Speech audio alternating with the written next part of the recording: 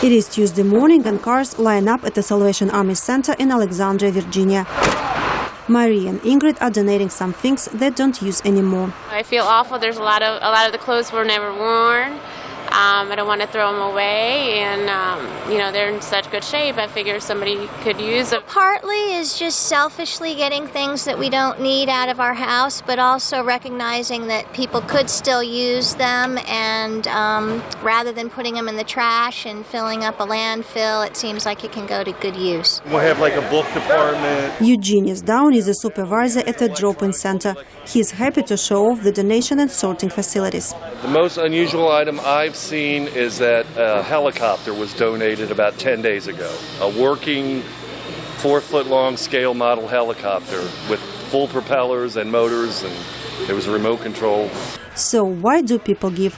Part of it is because they're allowed to deduct the value of their donations from their taxable income. There are some people who give because of the tax incentives that are there. But Salvation Army Major George Hood doesn't think that's the main reason. Mostly, I think the American public gives because they just want to reach out and help someone that they know is in trouble.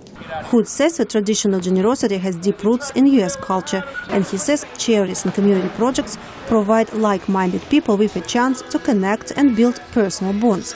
Ingrid, for example, says her family volunteers at their church and goes on missions abroad. She agrees that developing relationship with others is important for her. Not only do you have the closeness of serving alongside of somebody else, but then you get to meet people that you would probably never meet.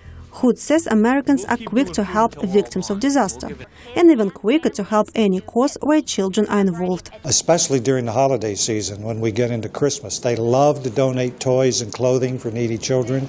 They love to come and be at the Salvation Army and help give out those gifts.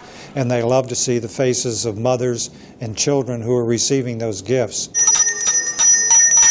He says the recent recession has affected charities, but only to a degree. It's a mystery that I haven't figured out yet. The normal giving throughout the year declined. It declined by about 6% in each of the last 3 years. But during the Christmas season, when we have the bell ringers on the street with the red kettles and the bell ringers, that contribution has gone up 25%. In addition to money and used items, Americans also donate their time as volunteers. Last year, more than 64 million Americans worked as volunteers, almost 27% of the entire U.S. population. Tatiana Voroshko, Voice of America.